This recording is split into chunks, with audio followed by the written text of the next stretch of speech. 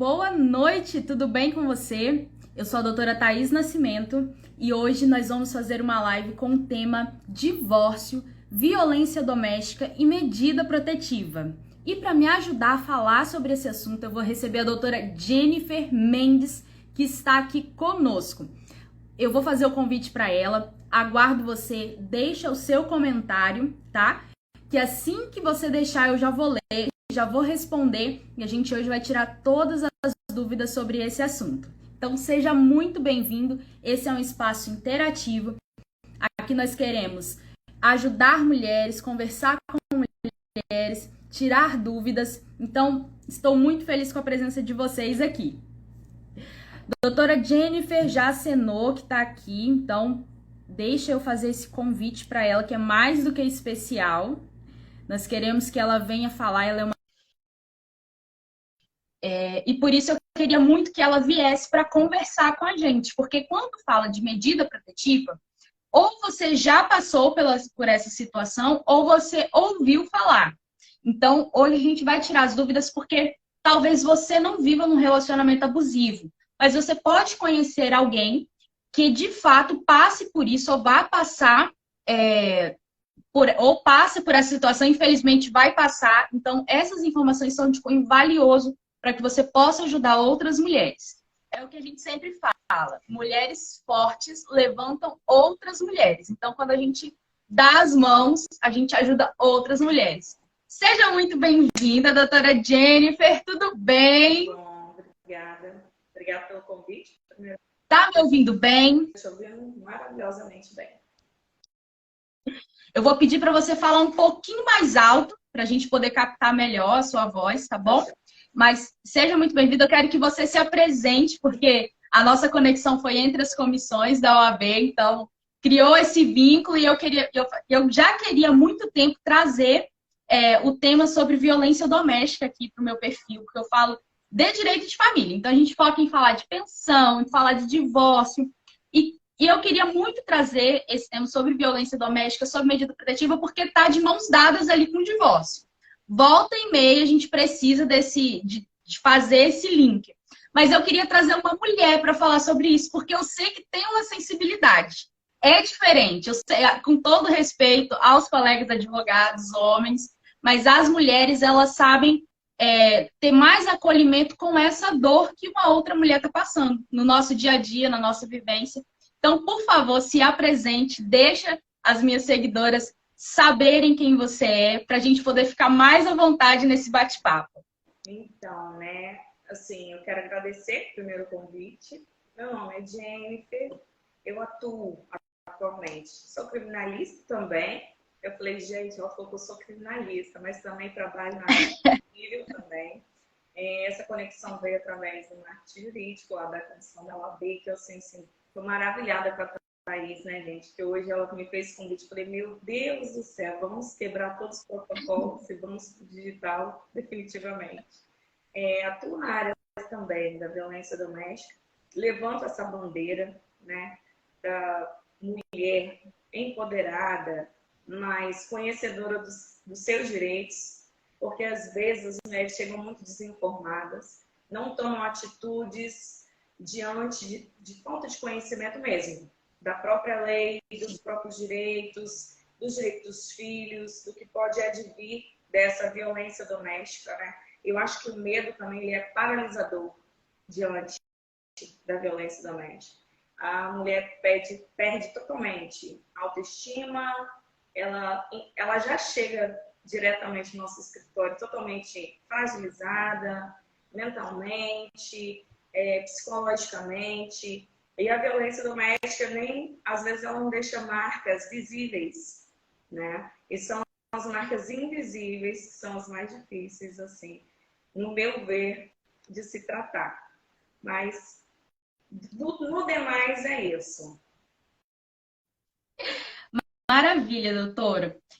Eu fico muito feliz de você ter aceitado, porque é o que você falou. As mulheres, quando senta aqui na nossa frente, que vai fazer uma consulta, elas às vezes não sabem nem identificar que elas estão passando por uma situação de violência. É na consulta, com as perguntas específicas, que a gente identifica alguns cenários de violência, porque popularmente as pessoas acreditam que a violência ela é só violência física. Exato. É aquela mulher que gritou e os vizinhos viram que o marido bateu, deu soco, deu tapa. Então, as pessoas acreditam que essa é a violência doméstica, que essa é a violência que as pessoas passam, que é a que a gente mais vê, né? Mas, de fato, até chegar no ponto do tapa, já se passaram por muitas outras fases da violência. Verdade. Sejam muito bem-vindos todos que estão chegando. Então, quando isso acontece, a gente fica um pouco paralisada no sentido de olhar a situação e pensar assim, poxa, mas você não está vendo que você está passando por um relacionamento abusivo, que isso que está acontecendo com você é uma situação de violência?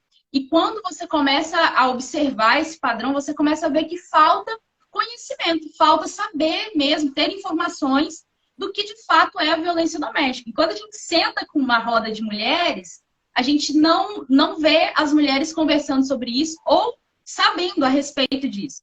Então, por isso que eu queria muito... A primeira pergunta que eu quero te fazer. O que é a violência doméstica? Para a gente poder se situar. A violência doméstica é assim... Primeiro, a gente tem que trazer, né, as atualizações, porque antes falava assim, violência doméstica contra a mulher. É aquilo que abrange todo o convívio, contexto familiar. Neste contexto que a mulher está inserida. Hoje também vai embarcar as mulheres trans, que é muito importante também a gente trazer, né, pela questão do gênero.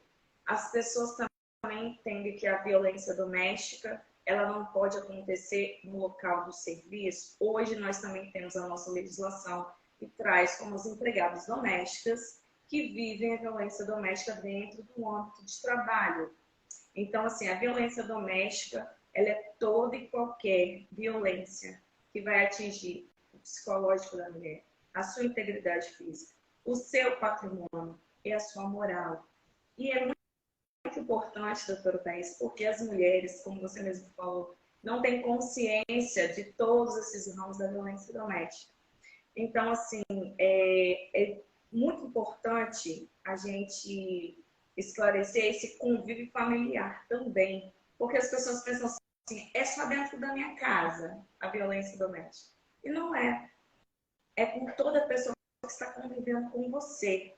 E geralmente as pessoas dizem assim, mas foi uma outra mulher que me agrediu. Mas se está no contexto familiar, também embarca a violência doméstica, né? Esse contexto hoje, ele está assim, aprimorando cada dia mais. Nós tivemos decisão agora, vou deixar a cereja do bolo final, foi semana passada, né? Já foi aprovado na Câmara um novo projeto de lei que vai trazer mais uma grande novidade a respeito das medidas protetivas, mas eu vou falar só no finalzinho da live, só para quem ficar até o final. Então, assim, Maravilha. A violência é toda qualquer violência baseada no gênero, que cause morte, lesão, sofrimento físico, psicológico, patrimonial a essa vítima, mulher.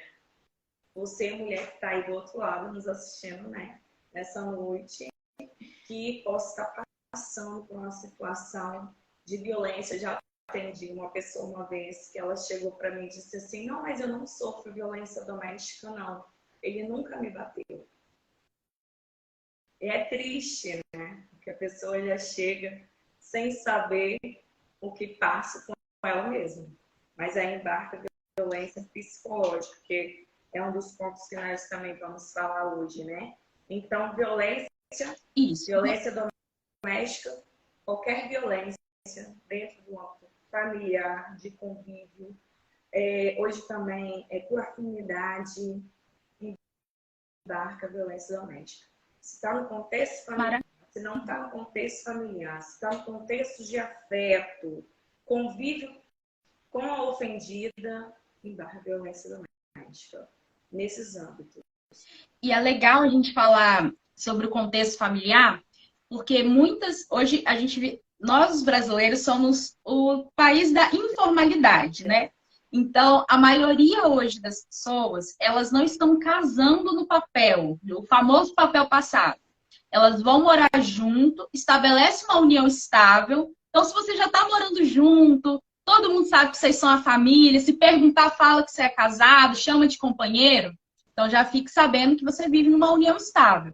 E nesse contexto também, de união estável, pode ocorrer a violência doméstica. Não é só porque você não está casado que pode ocorrer. E tem a questão da violência hoje que a gente vê muito, de pai para filho, de mãe para filha, de pai para filho, em razão da condição de gênero. Então, por você ser mulher, se identificar como mulher, essa violência ocorre. Então, é interessante a gente tratar isso. E o próximo ponto que eu já quero conversar com você é uma pergunta que eu recebi. A violência é só física? É só a agressão física? Então, essa é a que eu mais recebi, assim, no direct, nas caixinhas. É só a agressão física? E aí eu quero te perguntar, tem mais tipos de violência que a gente precisa aprender? Tem várias, né? A violência física, para mim, é a última das violências. Porque quando você chega já na violência física, você já sofreu todas as outras etapas da violência, né? Então, assim, a violência psicológica, ela é a primeira. Vou citar exemplos para ficar fácil de identificar. Você vai sair, vai colocar uma roupa, né? Muito comum. E aí se produz toda. E quando você chega perto do seu agressor, isso contexto, né? Marido, mulher, namorados, porque não só união estável, cabe também no âmbito do namoro. Então não precisa nem ser uma união estável. Não precisa nem estar morando junto. Pode ser um contexto de namoro, tá se conhecendo, sair 1, 2, 3 vezes, aí você se arruma toda, chega linda, maravilhosa, e aí você não vai com essa roupa, tira essa roupa tá ridícula. E aí a violência psicológica começa a menosprezar essa vítima, né? E nós temos que colocar aqui, a mulher é vítima, e começa a depreciar sua imagem, começa a retirar de você os direitos de escolha, até religiosidade. Você não vai, você não pode, essa amizade não é boa para você. Então, é a violência psicológica. Você começa a se questionar, porque a violência psicológica também, dependendo do agressor, ele transfere a culpa para você, né? Ele vai jogando a culpa para você. E a vítima, ela não consegue de imediato identificar que está sofrendo essa violência, né? Ela está sendo restringida do seu direito de pensar. Ah, eu quero fazer tal coisa, mas por quê? Não, eu acho melhor você não fazer. Nossa, eu quero fazer um empreendimento, eu vou fazer uma live com a doutora Thaís. Não, acho bom. Não acho uma boa ideia. Ele vai trabalhando o seu psicológico, o agressor ele trabalha o seu comportamento, ele vai moldando o seu comportamento, vestimenta, amigos, é tudo psicologicamente dentro do seu psicológico. Humilhação, né? A humilhação, olha, você tá gorda, olha, você tá magra demais. Nossa, quando você não presta para nada. Se você não era assim, se você questionar, nossa, você está me questionando, nossa, só estou te orientando, só estou dizendo meu ponto de vista, colocando para você o que eu penso. E a mulher... Estou tentando te ajudar. Estou tentando te ajudar, exatamente, estou tentando te ajudar. Essa é boa também. Põe de cachorro, humilha, fala um monte de coisas contra a mulher, fala que a mulher é péssima, é feia.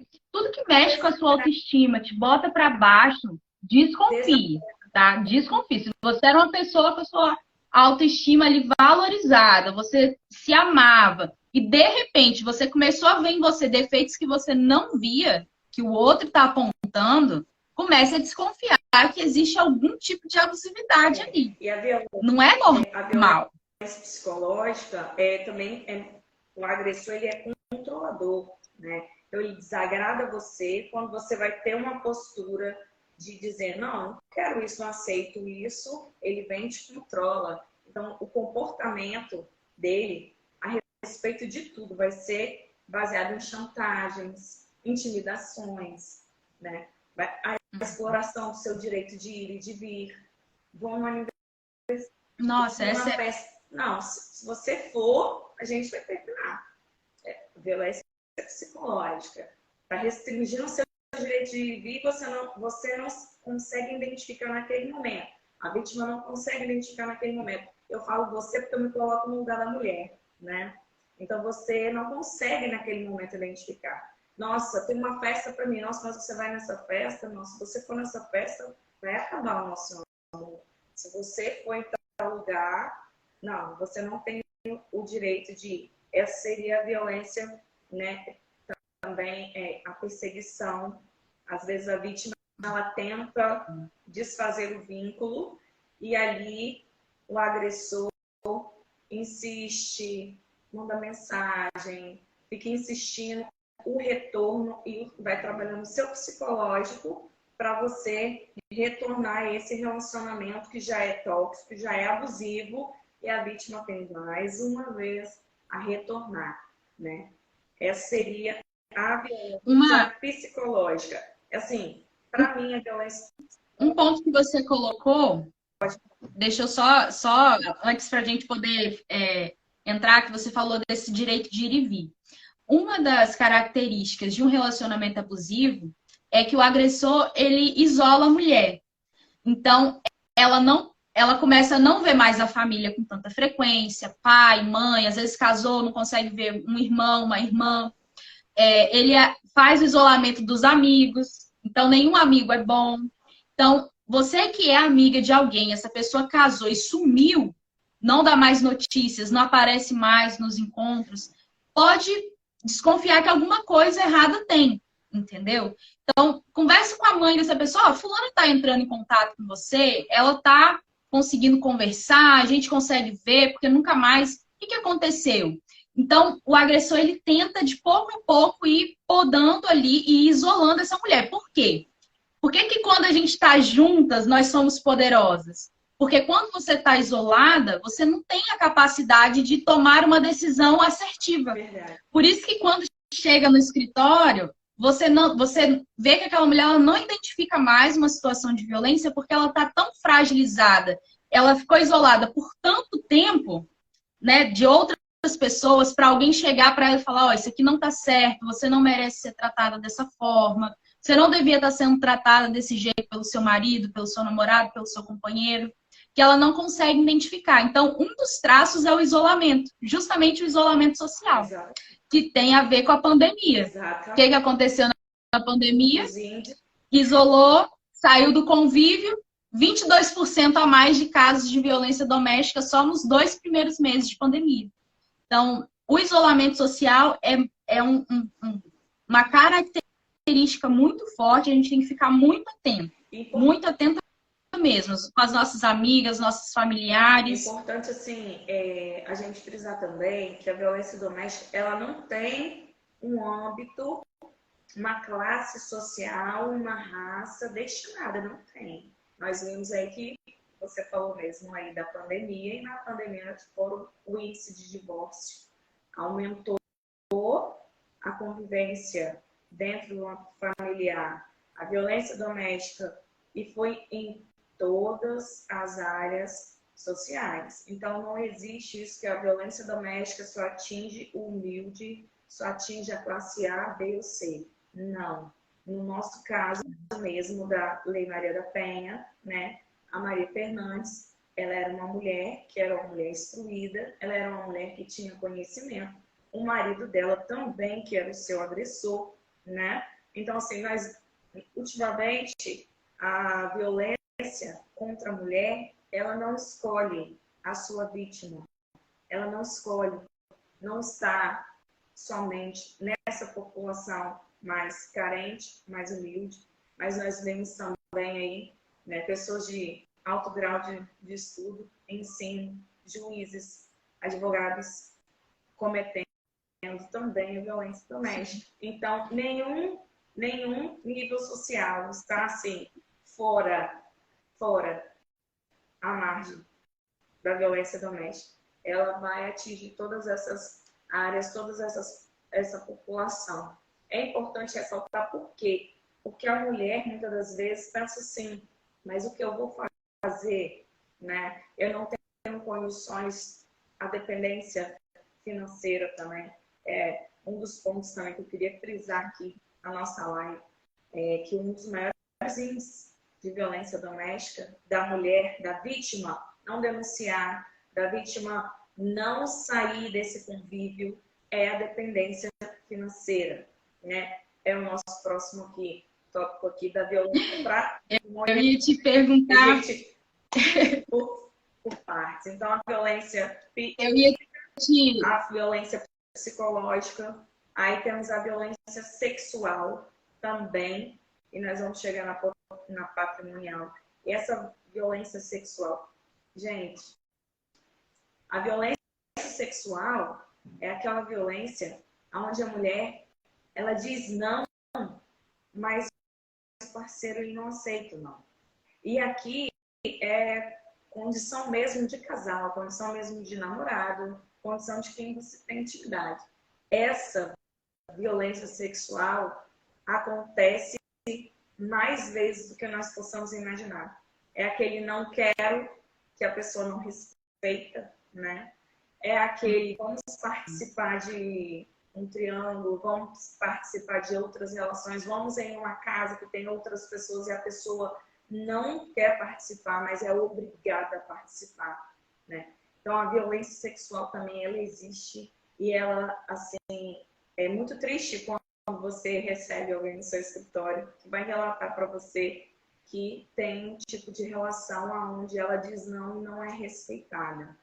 A violência patrimonial, pode falar. Essa questão da violência sexual, a doutora Jennifer, ela é um pouco mais polida, eu gosto mais de falar um pouco mais aberto, por quê? Quando a gente pensa em violência sexual, a gente pensa no estupro, sim, a gente pensa numa pessoa que o crime mais grave, né? Ou estupro, ou um caso de abuso sexual infantil. E esse abuso que a gente está falando é dentro do casamento. Sabe aquele dia que você não está com vontade de transar, você não quer fazer algum outro ato sexual e você fala, não quero, e a pessoa fala que sim, você tem que fazer? Sim. E aí eu vou trazer uma polêmica aqui agora, e me perdoem colocar da palavra, mas isso é muito comum, principalmente quando as pessoas se apoiam em cima da Bíblia para falar assim, não, mas você tem que ser submissa. Porque se eu quero agora, você obrigatoriamente, pela Bíblia, você é obrigado a fazer. Então, parece, se você não vive esse contexto, você vai achar que isso a gente está falando de um absurdo. Mas é mais comum do que a gente pensa. É ou não é, doutora? É ou não é? Quando a gente pega um divórcio para fazer, raros são as pessoas que a gente pergunta e isso não acontece. Ah, não envolveu esse tipo de coisa. Então, você, às vezes, é o que a gente falou no início. Você pode estar passando por algum tipo de violência e não sabe nem identificar. Porque todos os casos que eu peguei até hoje, que a gente fez essa pergunta, a pessoa não sabia que estava passando por uma violência. Então, a violência sexual, ela acontece dentro do casamento. Ela acontece, como você falou, eu não quero participar de uma relação sexual com 3 pessoas, 4 pessoas. Né? É um direito da pessoa de fazer ou não fazer. Mas quando você fala não e você é forçada, e a gente vai entrar agora nessa questão que você comentou, do porquê que a pessoa não denuncia, às vezes se você falar não, mês que vem você não tem casa para morar. Você não tem as contas pagas, é o corte que faz de alguma coisa para o seu filho. Então, as pessoas, às vezes, elas falam não e sofrem violência mesmo assim, cede, porque o maior preconceito que tem com quem sofre violência é por que a pessoa não saiu. Ou ela está ali porque ela gosta. São tantos os fatores que levam a pessoa a estar dentro de um relacionamento abusivo que eu tenho vergonha na cara, quer continuar nesse relacionamento, né? Não, voltou porque gosta. Gosta de Essa apanhar. questão da submissão que a doutora Thais colocou, gente, a submissão, a religiosidade, para mim também é um dos maiores índices do não sair desse relacionamento onde existe essa violência. A religiosidade também, porque você vai atender a mulher, ela diz, ai, mas eu casei na igreja, eu esperei que Deus fosse mudar ele. Já ouviu isso? Eu esperei que Deus fosse Já. mudar, né? Nossa, eu já ouvi, eu fiz campanha, eu esperei que ele fosse mudar, eu acreditei que ele mudaria, eu fui aconselhada, né, para tentar mais uma vez, para perdoar o agressor. Então, assim, a religiosidade, essa submissão, eu gosto muito dessa questão da submissão, porque antes da submissão, vem um trechinho que diz assim, que o homem ele deve amar a sua esposa como Cristo amou a igreja e ela ser submissa a ele. Então, se o seu marido amar você como Cristo amou a igreja, você não vai sofrer nenhum tipo de violência, porque Cristo ele deu a vida dele pela igreja. Então, me baseio nessa palavra para essas mulheres que chegam até nós dizendo que está tentando, que não saiu, porque a Bíblia, a submissão, a questão da religiosidade, se o homem te tratar como cristão ou igreja, esse lugar aqui, essa live aqui não vai ser para você. Não vai ser para você. Exatamente. E eu tenho eu trabalho como eu trabalho muito com divórcio, então uma das coisas que eu mais tenho, que eu mais escuto é que, como crítica, e eu só recebo essa crítica também de quem é próximo, tá? Não é os de fora, não, é os de dentro. Que o que Deus uniu não separe o homem. Essa é uma clássica. E eu penso muito assim, eu sou cristã, eu acredito que Deus ele é perfeito em todas as coisas que ele faz. Por que um Deus perfeito iria unir você a uma pessoa que te agride? Com palavras, com atos físicos, te coloca em situações de humilhação. Então, se você chegou a esse ponto, não põe Deus. Não foi Deus que uniu aquilo ali. Entendeu? Então, assim, a maior parte das mulheres carrega uma culpa de assim, eu me separei, eu me divorciei, e aí eu sei que perante Deus não tá certo, mas eu não tenho condições de continuar com essa pessoa. E eu falo para elas, não carregue uma culpa que não é sua.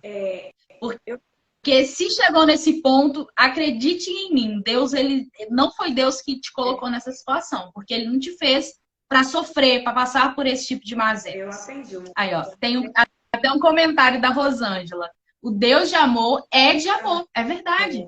É verdade. Concordo plenamente. Você, Rosângela, está acompanhando a nossa live. Uma querida, uma linda. O que acontece?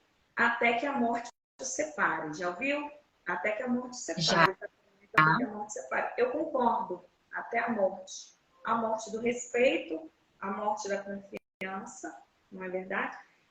Morreu o respeito, acabou a confiança e entrou a agressividade, entrou a violência psicológica, entrou a violência sexual, morreu, o amor acabou. Eu penso dessa forma. A gente vive um mundo hoje que as mulheres estão tendo acesso ao que nunca tiveram, né? A liberdade de se expressar, de dizer como pensa, porque esses direitos foram nos tirados atrás. Então, se hoje você não pode chegar e dizer este é o seu limite, no mundo que estamos vivendo hoje, diante de todos os diplomas legais que nós temos hoje, você não poder deixar claro para o outro, esse é o seu limite, você não vai estar vivendo um amor, você vai estar vivendo tudo, menos ponto. Você vai estar vivendo uma relação onde você vai estar sendo controlada a todo momento em não pensar, em não fazer, em não realizar, porque você tem que ser submissa ao outro. Eu acho que não nos cabe mais viver assim enquanto mulheres, né? Hoje nós temos, graças a Deus, os nossos direitos, direito ao voto, direito à voz, direito ao não, que foi muito usado na pandemia também, né? Aquela questão de você poder chegar num lugar simplesmente com um X na mão dizer eu estou sofrendo uma violência, né? Às vezes a vítima da violência, ela não se dá nem conta que ela vive a violência. Ela vive num contexto tão fechado, tão controlado, que ela não percebe que ela está sendo vítima do outro, né? Do seu agressor, do seu possível agressor.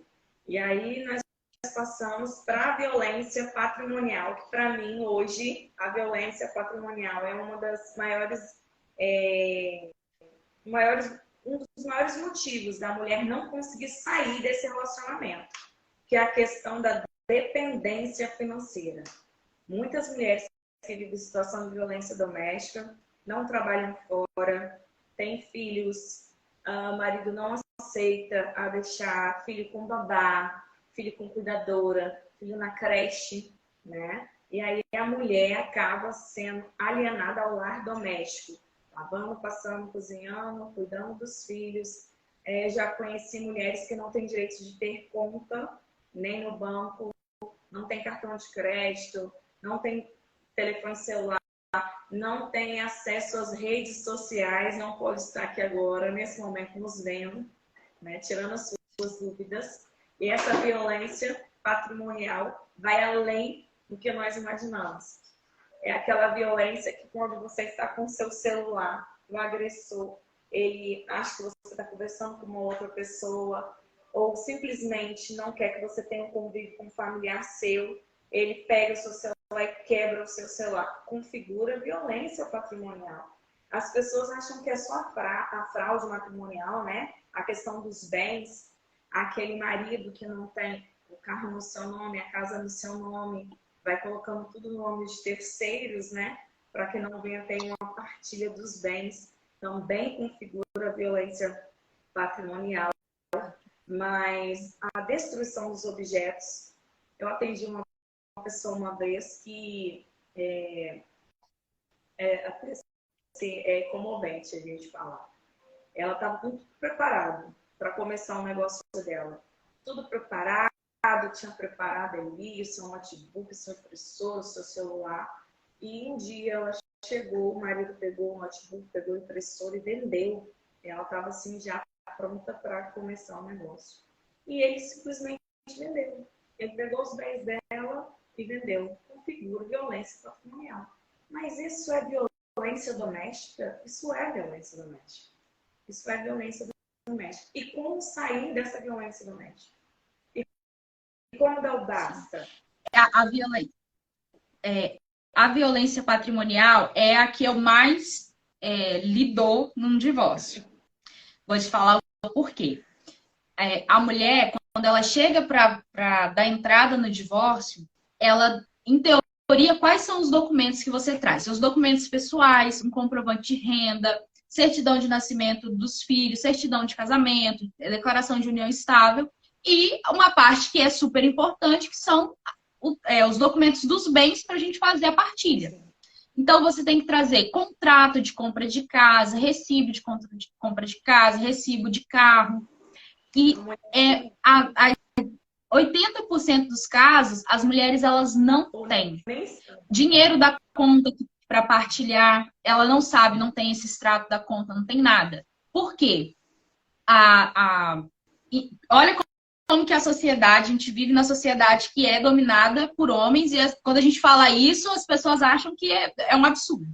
Mas quem tem o domínio, o controle dos bens é o homem. Exatamente.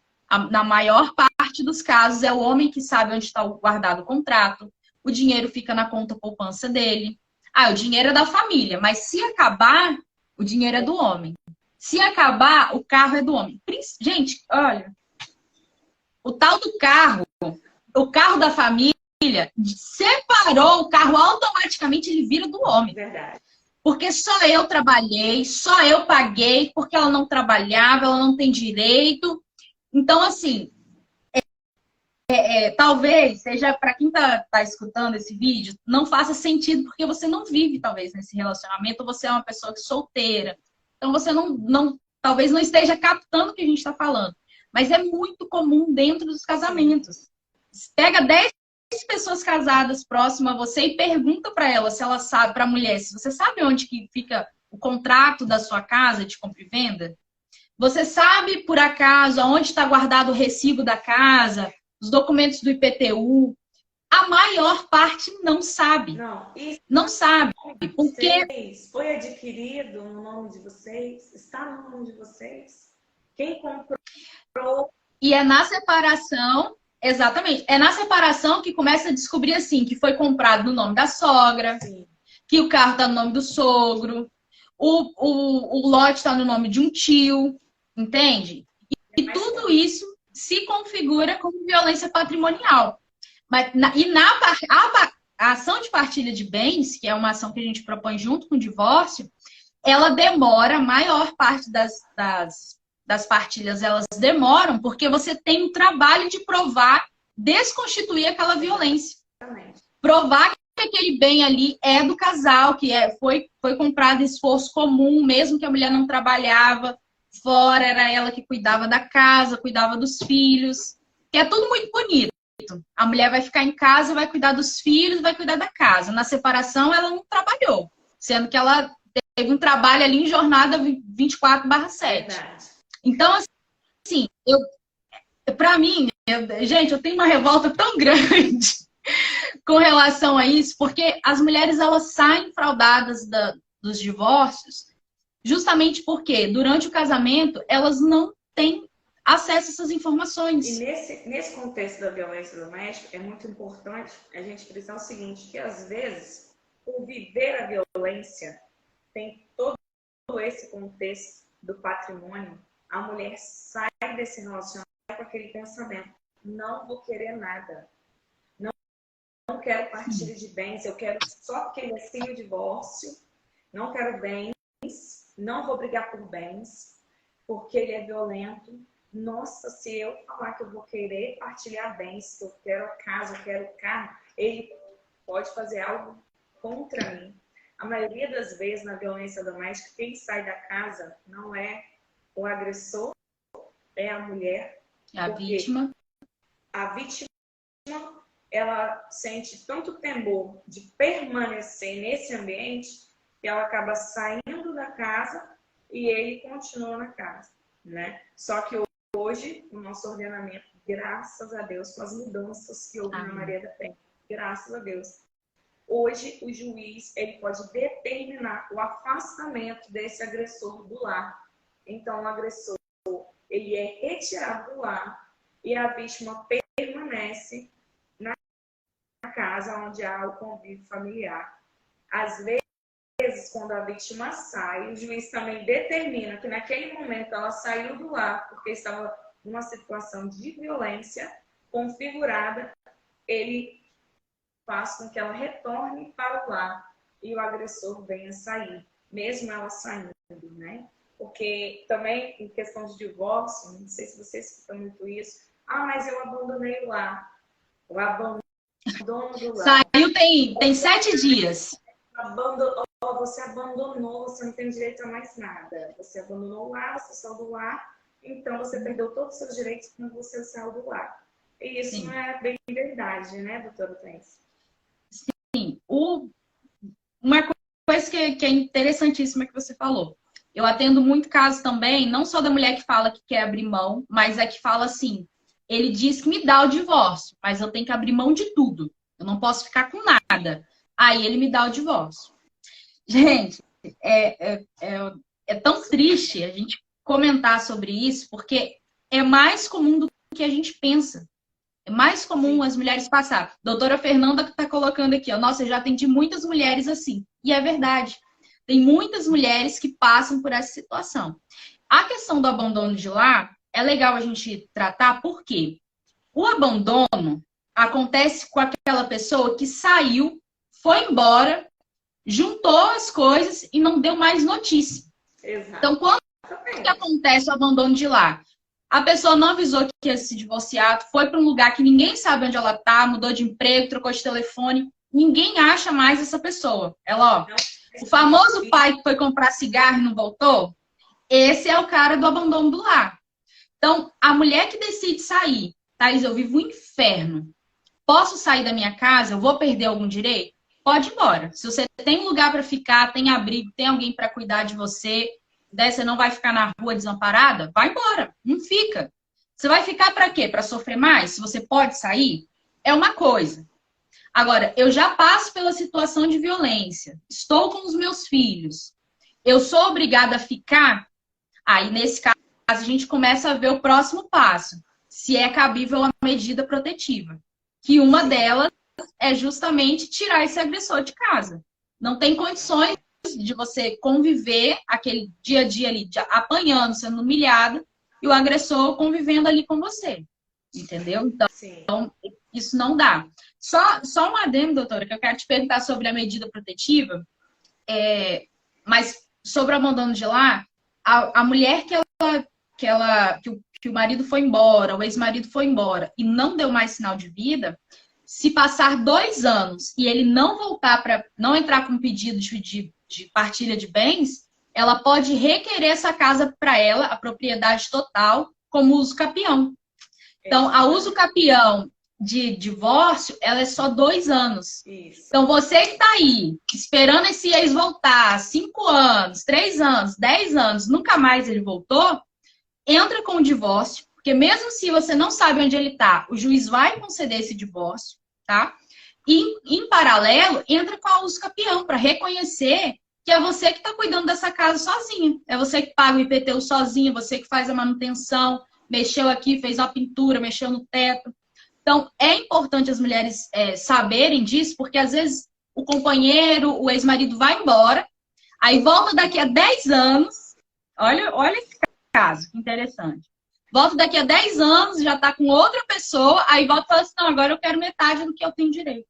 E daí você já construiu, era um lotezinho, você construiu um duplex, botou piscina, arrumou tudo, aí agora olha a confusão patrimonial que acontece.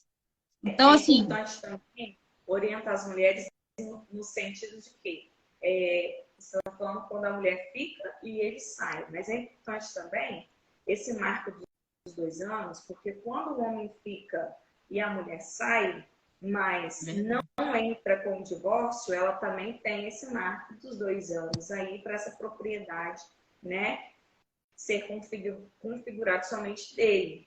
Então, as mulheres que ficam aí esperando os homens mudarem, né, que tem aquela esperança, não, temos filhos, vamos ver como vai ficar, e aí tá separado, mas de vez em quando encontra, né? Tem aquele convívio por causa dos filhos, aí vai para lá, passa o final de semana aqui, mais 2 anos aí, as mulheres também têm que se orientar nesse sentido, porque o homem também pode usar esse tempo de afastamento para requerer esse patrimônio somente para ele, né? Então, se você está numa situação também onde que foi constituído um patrimônio, e esse patrimônio também não está no nome do casal, que a mulher vem saber, eu vou orientar nesse sentido. As mulheres venham a saber que foi comprado esse imóvel está no nome de terceiro, não está no nome do casal. A mulher também tem 2 anos aí, a partir do momento que ela venha descobrir que esse negócio não foi feito no nome do casal, para estar entrando também com a questão de retornar esse bem para o patrimônio, né? Porque às vezes a pessoa não quer divorciar, não vive no âmbito de violência doméstica, mas descobriu que está sofrendo uma fraude matrimonial, né? Conversa com o cônjuge, não vou acertar. Se ela quiser continuar nesse contexto, eu não continuaria, lógico, mas se ela quiser permanecer, ela pode entrar também com uma ação, né? Requerendo que esse imóvel retorne para o patrimônio do casal. A gente vê de tudo. Eu vou dar um exemplo do que é desse ponto que a doutora está falando. Sabe aquele cara que ele é um pilantra natural, assim, aquele profissional que tem a amante na rua, aí vai lá, compra apartamento para amante, dá casa para amante? Pois é, Se foi usado o dinheiro do casal para comprar isso, você pode ir lá e pedir para desfazer esse negócio e o patrimônio voltar para o casal. Sabe por quê? A mulher, a preocupação dela com o patrimônio não é ela. A preocupação dela com o patrimônio é o filho. Exatamente. Eu tenho que garantir a metade da casa, metade do dinheiro, metade do valor do carro, porque eu tenho filhos. Eu quero deixar alguma coisa para os meus filhos. Então, essa é a preocupação da mulher. Então, se você sabe que isso aconteceu, desfaz esse negócio. Não deixa para lá, porque ali está o suor do seu trabalho, o seu tempo dedicado, entendeu? Não deixa. Mesmo que você não quero julgar, mas já vou julgar. Se você quer conviver com uma pessoa que tenha um marido que tenha uma amante, um companheiro que tenha outra família, né? Isso é esclarecido na sua vida, você quer viver, beleza, mas toma muito cuidado, porque pode acontecer isso. Seu patrimônio pode ser, que a gente chama de lapidado, ele vai ser espalhado aí por caminhos que você não queria, entendeu? É importante também, né, doutora Thaís, a gente frisar que em relacionamento, quando existem filhos de outros relacionamentos, a fraude ela tende mais a acontecer no âmbito matrimonial. Porque às vezes esse agressor ele já tem filhos de outro relacionamento, a vítima tem filhos de outro relacionamento, aí vão conviver junto, e aí acha que o patrimônio tem que pertencer só a ele, porque vai pertencer só aos filhos dele, né? E ela não participando dessa divisão de bens, ela não tem os direitos, nem mesmo os filhos do outro casamento. Então, você não tem que pensar só nos filhos do seu atual casamento, tem que pensar também nos filhos dos outros relacionamentos, porque eles também serão seus herdeiros sucessivos aí, mais para frente. E, às vezes, a mulher ela não se dá conta disso. Desconhecimento de lei, né? A maioria das vezes é o desconhecimento de lei que traz isso para nós, mas hoje aqui são todas as dúvidas das mulheres aí. E maravilha. E eu quero, doutora, é esse ponto agora. Quero Pode falar. Deixar aqui, tem um quesinho não, uma interrogação dentro de um balãozinho aqui embaixo. Se você tem alguma dúvida, coloca aqui, não vai aparecer o seu nome, pode botar aqui que a gente vai responder, tá? Então, é preservado, sigilo, então coloca aqui que a gente vai tá compartilhando. Seu pensamento, às vezes você tem uma ideia, e nos comentários pode ser que a gente não veja, pode deixar aqui que nós vamos acompanhar. Doutora Fernanda está aqui com a gente. Ó, assim, geralmente tento fazer doação sem resguardar os outros filhos. Gente, isso é muito comum. Muito comum. Esse negócio de doar. Ó, eu sou do tipo que eu acho que amante não tem lar. Se você quer ser se você é amante, incentiva esse homem a entrar com divórcio. Já que ele não quer viver com a outra, quer viver com você, incentiva ele a entrar com divórcio. Desfaz e casa com ele. Igual faz a união estável. Mas não conviva como amante. Por quê? Primeiro, você depois... Se tiver direito, é difícil de provar, porque você vive uma união paralela. Hoje, o nosso Superior Tribunal já está se posicionando que não vai reconhecer esse tipo de relação. Então, quando vai pegar a pensão por morte, quando a pessoa, né, falece, é uma dificuldade, porque aí você tem que provar que não era casado, que já estava separado de fato há muito tempo.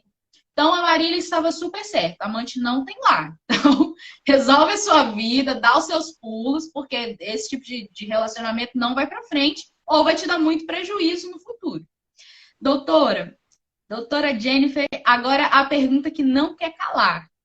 O que é a medida protetiva que a gente escuta tanto, que fulano tem medida protetiva, o cicrano não pode mais chegar perto da fulana porque ela botou uma medida protetiva nele. Então, o que é essa tal dessa medida?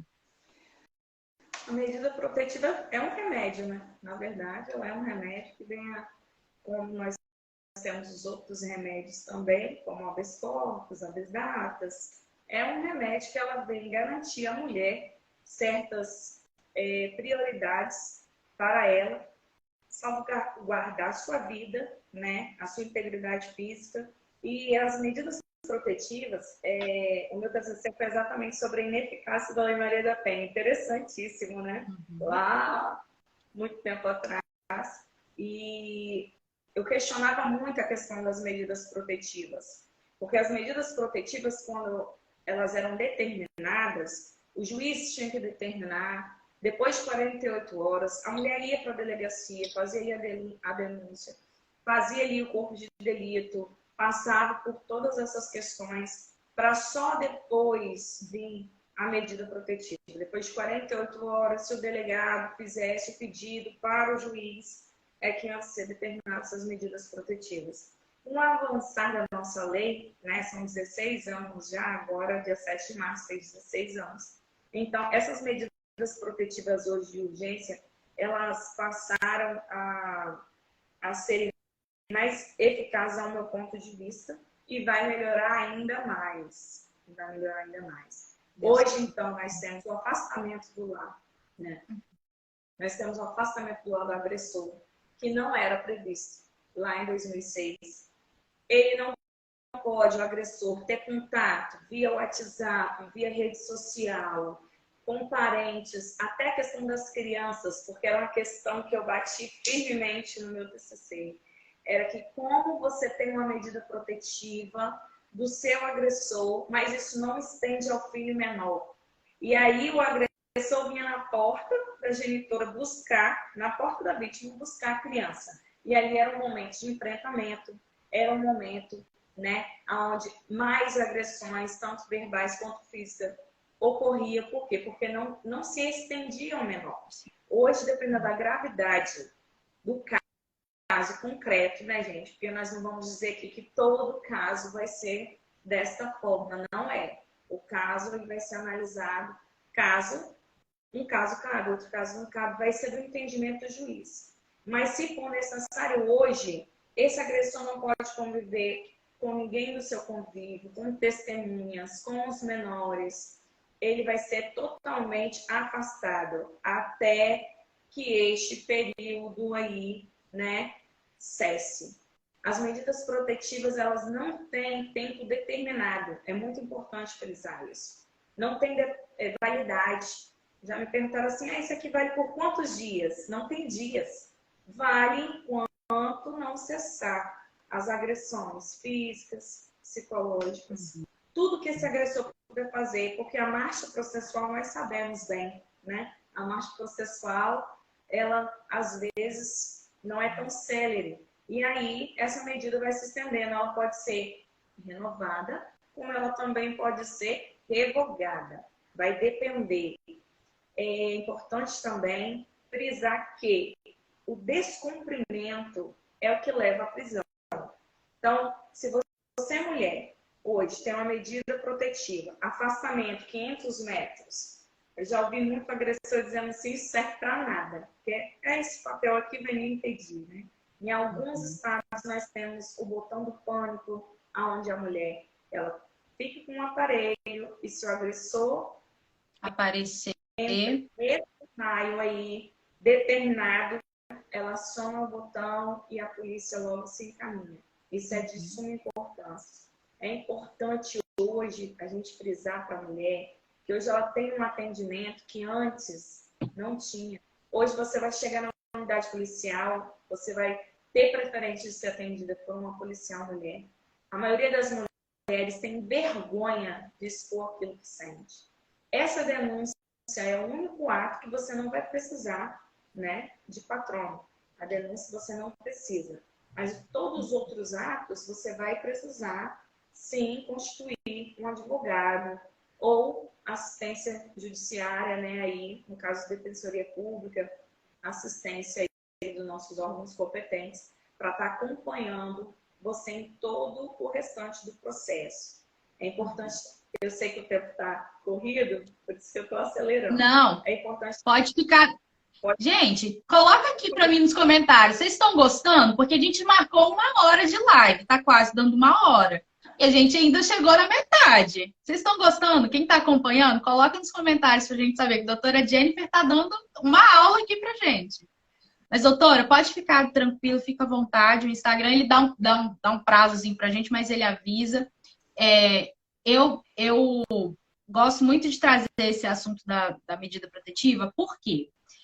As pessoas, elas têm muito medo de pedir a medida protetiva, porque acredita que, assim, o cara vai ficar fichado E aí ele vai, tipo assim, ele vai guardar uma mágoa para sempre de mim. Então, né, vai ser um problema. E tem muita mulher que tem medo mesmo. Fala, eu não vou pedir a medida, porque eu tenho medo da reação que ele vai ter. E já tive também casos da pessoa falar, isso aí não serve pra nada, eu vou lá sim, se eu... Sabe o machão? Eu vou mesmo e não sei o quê. E chega lá, cliente orientado, pode ligar para 190 que dali mesmo ele vai embora. E então as mulheres elas têm muito medo da medida. Então eu queria que você explicasse o que que acontece, porque lá a gente vai ter, você vai na delegacia da mulher, ou então você pode ligar para o 180, para o 190, que a polícia vai na sua casa, vamos supor que está acontecendo ali uma situação de violência. E daí em diante é gerada a denúncia, porque coleta ali o seu depoimento, se você sofreu uma agressão física, é feito o exame para registrar onde você foi agredido, e daí gera essa denúncia.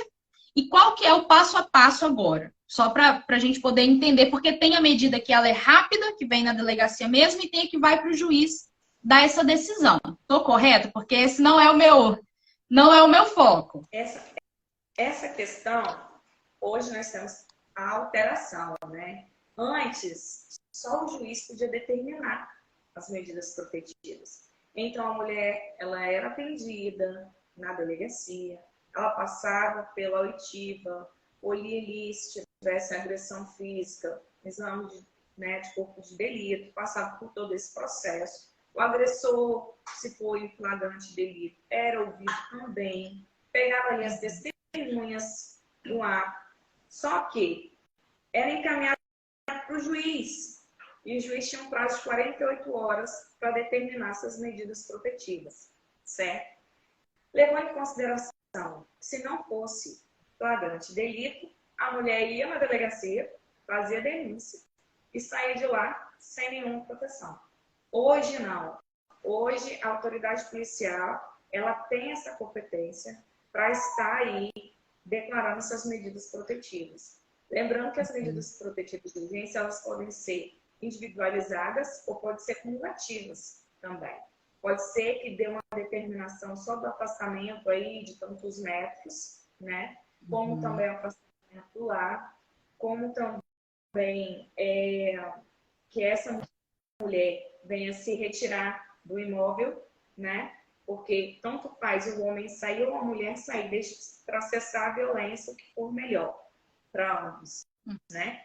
Então, assim, hoje funciona dessa forma. Então, depois que fizesse, colher todas as provas, remetia no prazo de 48 horas para o juiz determinar as medidas protetivas ou não. Agora, né, dia 21, na terça-feira, um projeto de lei da atual ministra do Planejamento, né, Simone Tebet, do ano de 2022 ainda, quando ela era senadora. Ela entrou com esse projeto, foi votado, o Senado aprovou e agora nós estamos só esperando aí o voto presidencial para saber se vai ou não vai acabar com essa questão da medida protetiva e esperar uma prova cabal dessa violência. Então, o Senado já votou no sentido de que a mulher não tem que provar, a declaração dela tem que bastar para ser determinadas as medidas protetivas. Porque se você foi agredida psicologicamente, você não vai ter uma prova disso fisicamente no seu corpo, você não vai ter ali uma mensagem de WhatsApp dizendo o que você está sofrendo, você não vai ter como provar se for uma violência psicológica, certo? Certo. Então, se for uma violência patrimonial onde os bens estão todos no nome de terceiro, até você provar que você viveu essa violência, você não pode ficar aí desguardada, né? Vamos dizer assim, desprotegida. Então, hoje, esse projeto de lei está aí só esperando o voto presidencial para que as mulheres, ao fazer a denúncia, já possam requerer as medidas protetivas, sem esperar esse prazo de 48 horas. Às vezes a pessoa fala assim, mas era um prazo tão curto, 48 horas, né? Mas 48 horas para quem vive numa situação de violência é muito tempo. Quantas Porque quando a surdas uma mulher não toma em 48 horas? vítima... Quantos feminicídios não acontecem em 48 horas? Então, Exatamente. é um prazo curto, mas é longo, né? Na proteção da vida, na proteção da integridade física, é um prazo super longo. Em 2006, a gente tinha muita reincidência na violência doméstica. Por quê? A Lei Maria da Penha não funciona. Por quê? Acontecia a agressão, a vítima denunciava, não tinha as medidas protetivas. Às vezes, quando ela já saía da delegacia e já estava retornando por lá, ela já sofria outra violência. Hoje não. Hoje a mulher ela tem um amparo policial, tá? É muito importante deixar aqui também que a mulher tem esse amparo. Se ela tiver que retornar por lá, ela tem a força policial para ir até com ela nesse local, para estar retirando algum pertence, para estar buscando alguma coisa. Ó, acabei de sofrer violência, levei uma surra, fui agredida e não tem como retornar para casa, ele vai estar lá, o que eu vou fazer? A força policial vai até este lá, vai com a agredida. Se for questão de retirar pertences, a Polícia Militar faz essa atuação. Então, nós temos que cientificar as mulheres, porque o que eu mais vejo são as mulheres dizendo: mas como eu vou fazer para mim sair? Como eu faço para mim sair?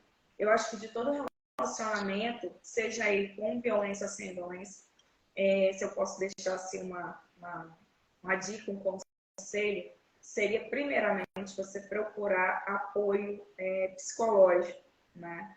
Para você entender o que você está vivendo, o que você está passando.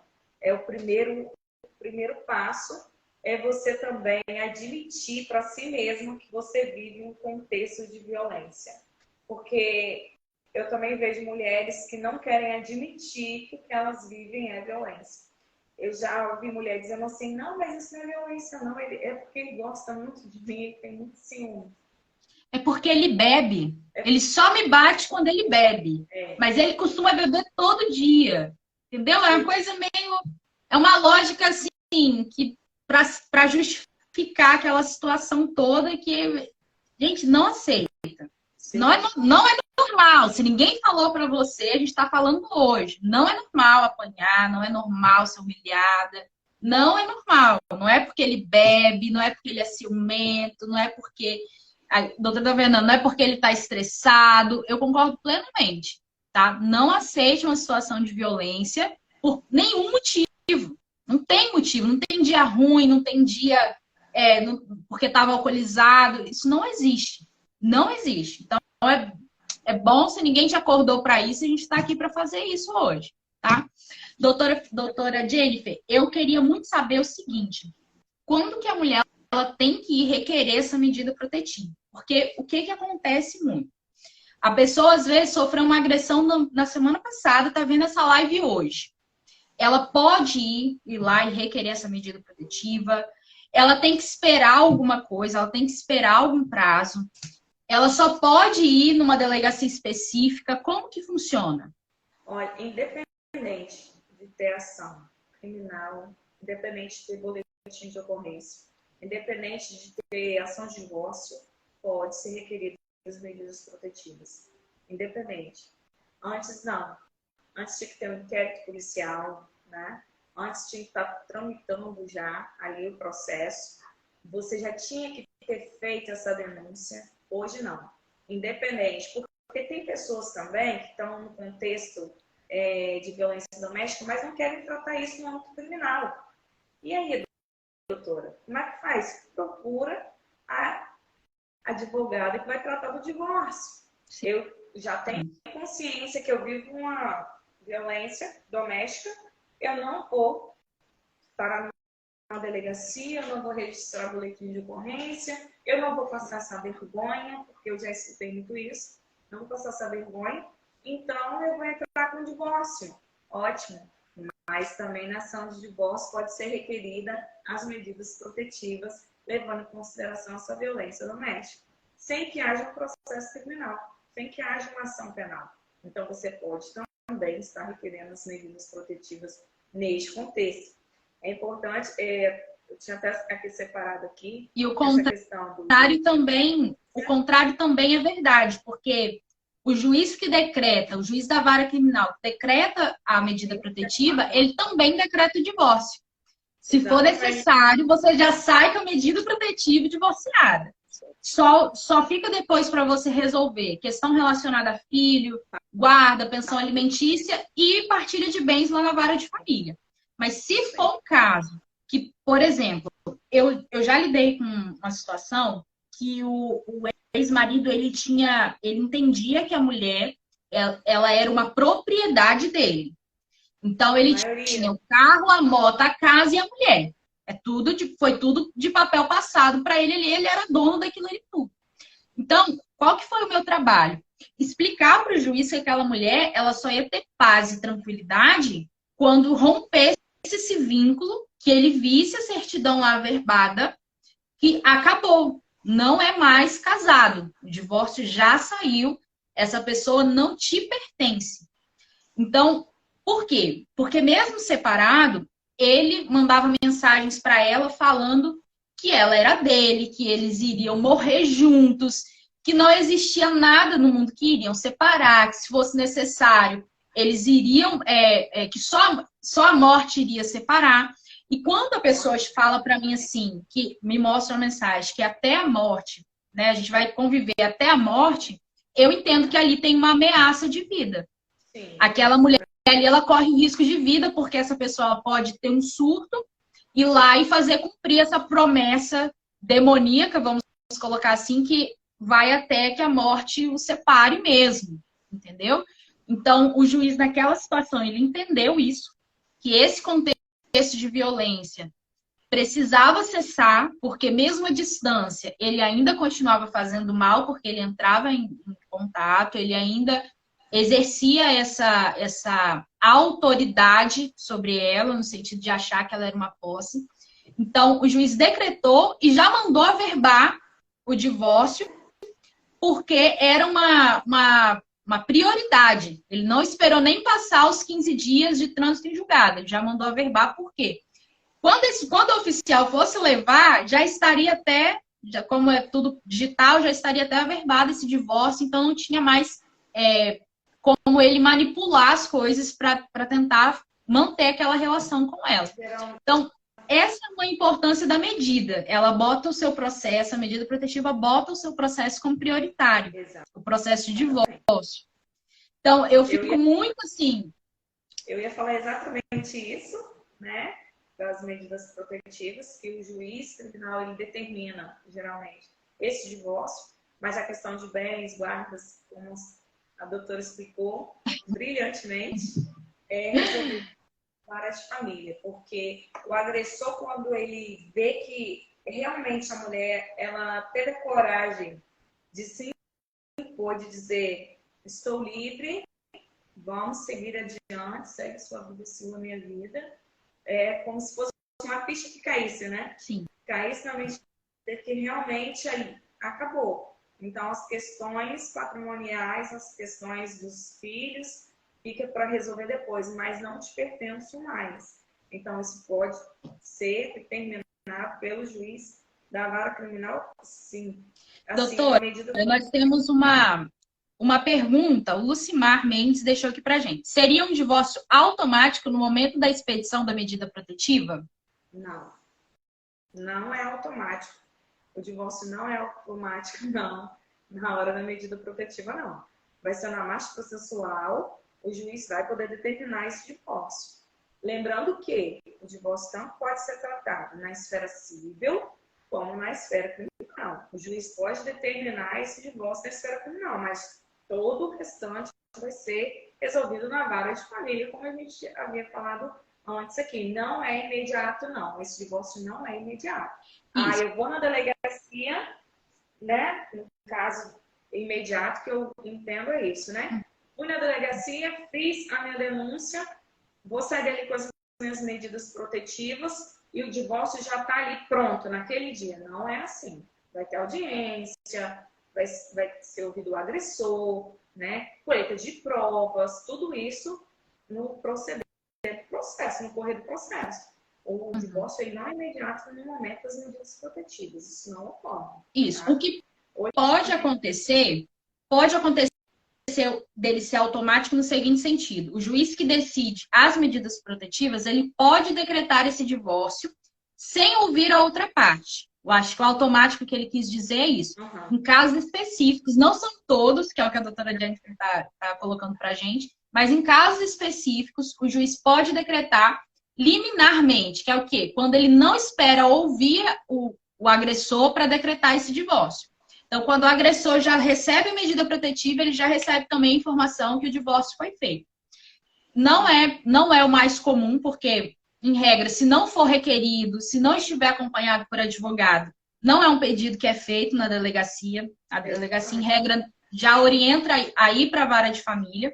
Normalmente, quando está acompanhado de advogado, já se pede de uma vez. Já pede a medida protetiva e decreta o divórcio junto para já andar, porque a gente sabe que na vara de família é prioritário o processo, mas existem muitos processos prioritários. Processo que envolve menor é prioritário.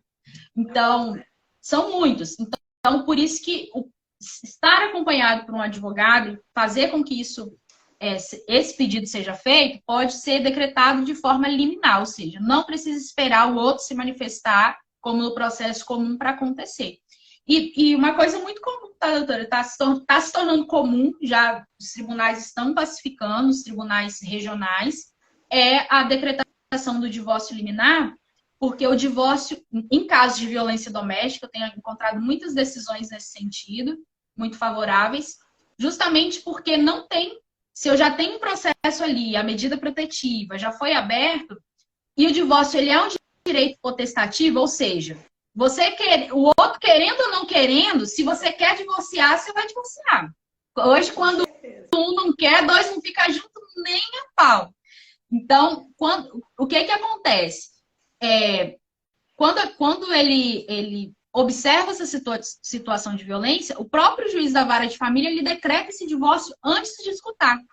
Então, às vezes, sai a medida protetiva, a gente junta no processo de divórcio e o juiz do divórcio decreta esse divórcio com base nisso, porque ele entende que, opa, peraí, essa mulher ela já vive num contexto de violência. Por que eu vou perpetuar esse tempo aí de 1 ano, 2, com esse, né? Até que resolve bens, resolve guarda de filho, resolve pensão alimentícia, a gente tem passa-se muito tempo. Então, o juiz acaba por já ali, antes de resolver as outras coisas, resolve a questão do divórcio. E isso também, né, doutora Thaís, não só um divórcio, na união estável também. Sim. A dissolução da união estável também. Porque nós estamos falando de divórcio, mas tem aquelas pessoas que não estão inseridos em um casamento, mas tem uma união estável. E aí a dissolução também é resolvida liminarmente no juiz aí da vara de família, né, antes da partilha dos bens. Uma coisa que eu também queria trazer para as mulheres é a determinação também da medida protetiva, que foi incluída na lei agora de 2019, a imediata apreensão da arma de fogo sob posse do agressor. Nossa, esse para mim é um ponto que eu acho assim, a lei foi brilhante, brilhante. E assim, é de suma importância, por quê? Porque às vezes a mulher é ameaçada a todo momento, né, por essa questão.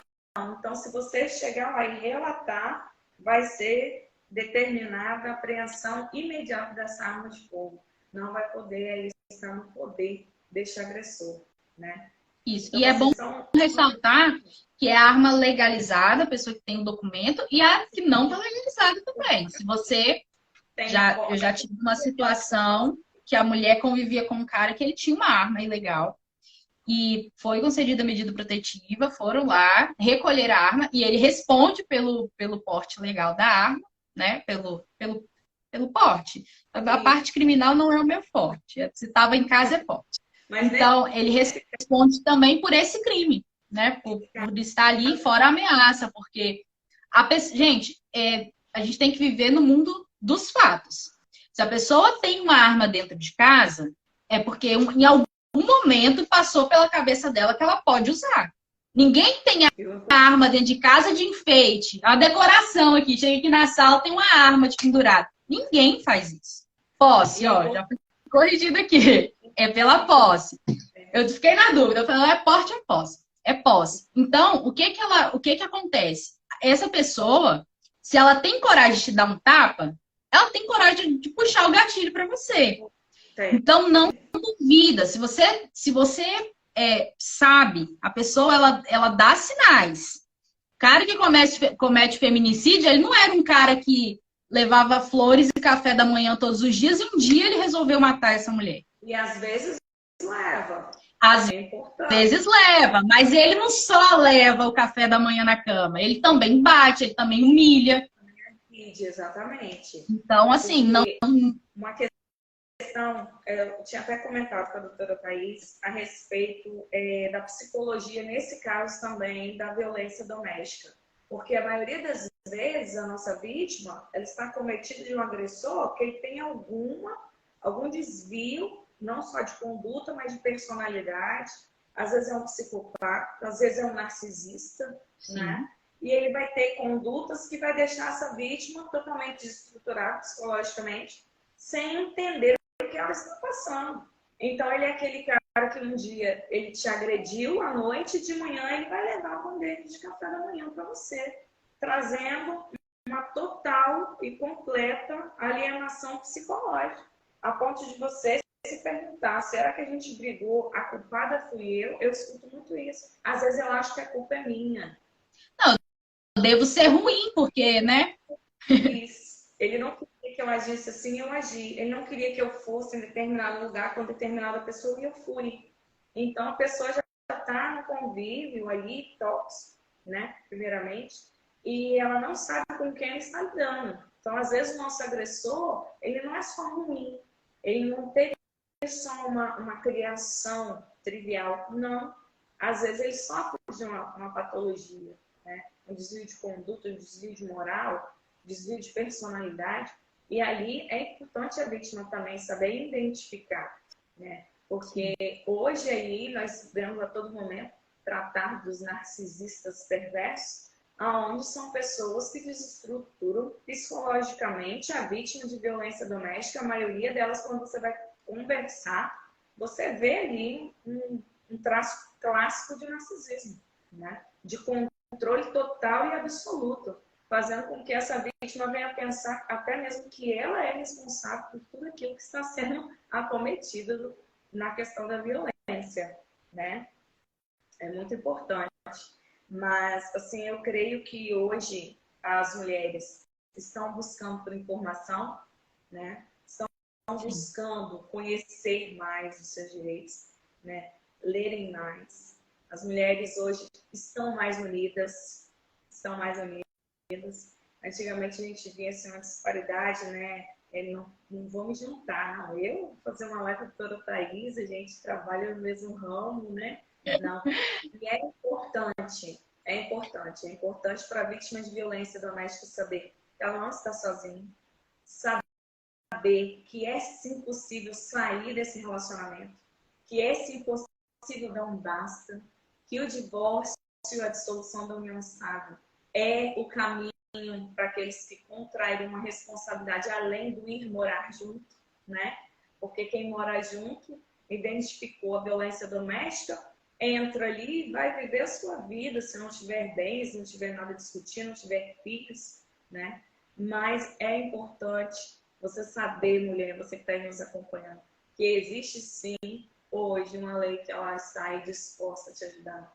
Existe também os centros de acolhimento, a delegacia da mulher, aonde eu procurar, né? Onde procurar? Nós, graças a Deus, temos no nosso estado a delegacia da mulher. Existem estados que não existe, né? Delegacia da mulher, quando se trata de interior, ali o delegado fica responsável por tomar as medidas, né, protetivas ali de urgência até que se chegue ao juiz. Mas eu creio que o nosso então governo, né, sem levantar bandeiras, mas vai ser aprovado. Eu creio que vai ser aprovado sim. Já foi aprovado no Senado, e as medidas protetivas vão trazer agora essa inovação que vai trazer assim, brilhantismo para a Lei Maria da Penha, nesse sentido da mulher não ter que fazer prova dessa violência, da mulher não ter que fazer prova testemunhal que realmente sofreu essa violência psicológica, essa violência patrimonial, essa violência moral, que são as mais difíceis, né, de serem identificadas, porque são aquelas que não deixam marcas, as que não deixam marcas visíveis, mas deixam marcas invisíveis. Maravilha. Doutora, eu concordo muito com o que você falou. Eu vou puxar de volta aqui só por uma questão que a mulher hoje ela está mais unida. E eu acredito muito que a gente tem que se apoiar, porque às vezes eu posso falar por mim. Eu nunca passei por uma situação de violência doméstica, violência no contexto familiar. Mas eu conheço pessoas próximas que passaram, entendeu? Tenho amigas que já passaram por uma situação de violência e ter o conhecimento e passar isso para outras mulheres é muito importante. Hoje, na nossa live, eu estava observando aqui, passaram muitos homens. Eu espero que cada um deles também possam ter se conscientizado. Porque até o Lucimar, ele comentou aqui, eu achei muito, muito bom o comentário dele, que nenhuma abordagem que ele fez, eu conheço, eu sei que ele é da área de segurança, nenhuma abordagem que ele fez com o agressor foi agressivo. Porque ele só é agressivo contra aquela que é mais fraca, né? Aquela que está fragilizada. Então, ter esse conhecimento e ajudar outras mulheres, isso para mim é o empoderamento. É quando a gente pega o poder do conhecimento e passa para frente. Por isso a minha intenção de trazê-la para a gente conversar, de receber uma pergunta se a live é sobre direito civil ou direito penal. Na verdade, é uma live informativa. Nós estamos falando de direito para mulheres, então vamos balançar para os dois lados para achar aí informação para essa mulher que vai passar pela fase difícil. Eu falo que a fase mais difícil da vida da mulher, depois do parto, é o divórcio. Porque ali ela vai lidar com uma dor que é a morte do amor. E, infelizmente, nesse luto, às vezes você também tem que lidar com uma situação de violência, com uma situação de agressão. Então, eu acho super importante a gente falar um ponto que talvez a gente não tenha comentado. Se você tem a medida protetiva e tem filhos, hoje a medida protetiva, é o que a doutora Jennifer colocou, ela não afasta o agressor dos filhos, a menos que essa violência não tenha sido cometida contra os filhos. Então, se ele só bate na mulher, mas não bate nos filhos, em regra, ele não vai ir. Não, vou corrigir. A restrição da suspensão das visitas aos dependentes menores, ela vai passar por uma equipe, tá, multidisciplinar ou serviço similar, que vai avaliar a necessidade ou não dessas medidas protetivas serem também passadas para os filhos. Esses menores, exatamente. Tá? Então, não é de início que a mulher tem a medida protetiva e ele vai se afastar do convívio com os menores, né? Porque nós temos que lembrar que é o melhor interesse da criança, então que é o melhor para a criança. Exatamente. Então, completando, se você tem a medida protetiva e tem filhos, esse agressor ele afasta só da mãe. Então, ele continua tendo contato com os filhos até que a gente prove o contrário, que não possa ter esse contato. Mas quem tem a medida protetiva e tem filhos, o agressor ele é obrigado a ter uma terceira pessoa para ter contato. Então, assim, a justiça vai deixar, né? Para mim ainda é um absurdo, eu acredito que deveria afastar de uma vez, mas, né, se for o caso, ele vai continuar tendo contato com os filhos, às vezes é um bom pai, né? Às vezes, então, volta a ter contato com os filhos, mas é o pai que tem que ter uma terceira pessoa. Não é você que tem que se desdobrar. E chegou para ver no dia da visita, não tem uma terceira pessoa, você não é obrigada a se deslocar e ter contato com esse pai, tá? Então, eu acho muito importante destacar esse ponto. Tem uma pergunta aqui do Hildo Almeida. E as mulheres que usam a lei de modo indevido, como fazer? Hildo, eu acredito que o seu comentário é um pouco improdutivo para a nossa live, porque hoje é para conscientizar as mulheres. E eu não vou botar o sol, tapar o sol com a peneira e falar que não existe, porque uso indevido da lei tem em todas as áreas. Infelizmente, tem mulheres que querem usar a lei em forma de prejuízo.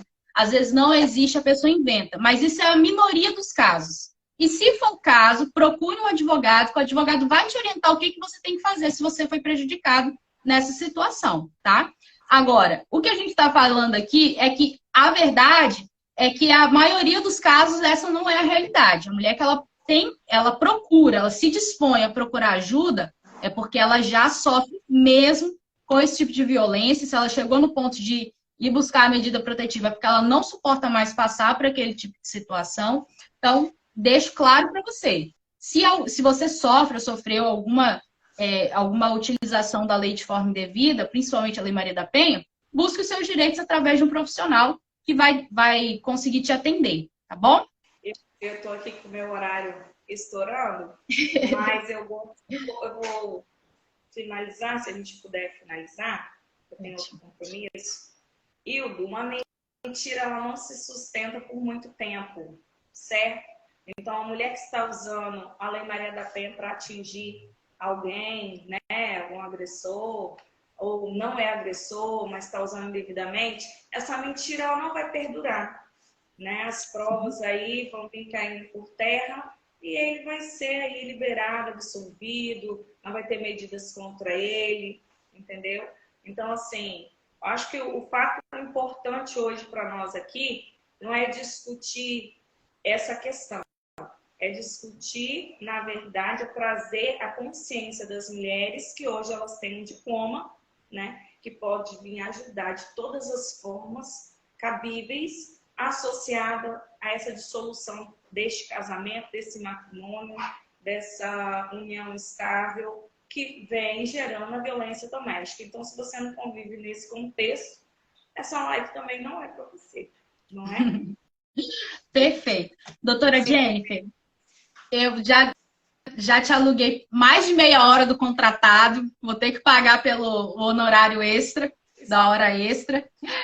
Eu agradeço muitíssimo, foi uma live extremamente produtiva, um brilhantismo, um conhecimento enorme. Muito obrigada por trazer. Superou as minhas expectativas, porque a gente até ultrapassou esse horário, e eu fiquei muito feliz, porque eu tenho certeza que quem passou levou, eu acredito que deixamos bastante informação para que as pessoas possam se conscientizar. Agradeço demais toda a sua disponibilidade, todo o seu tempo de estar aqui conosco. E espero te ver aqui numa próxima, muito em breve, porque eu acredito que a gente já tem que ter uma segunda edição. Vamos sim. Eu que agradeço, quero agradecer a todos que se fizeram presente, né? Agradecer mesmo, imensamente, porque é a minha primeira live e superou Não também parece tão natural. Só quero agradecer. Obrigada, doutora. As demais mulheres, boa noite. E conhecimento é poder. Conhecimento É verdade. é poder. Então tá, pessoal, uma boa noite. Eu agradeço a cada um que esteve aqui, aos que passaram, aos que deixaram comentário. Se a sua pergunta não foi respondida, por favor, entre em contato pelo direct comigo ou com a doutora Jennifer, tá? Nos nossos stories tem o perfil, pode entrar, pode mandar mensagem. A gente vai estar super à vontade para te responder, para te deixar sanar a sua dúvida, te dar alguma orientação. E conte com a gente. Um super beijo e até a próxima. Tchau, tchau.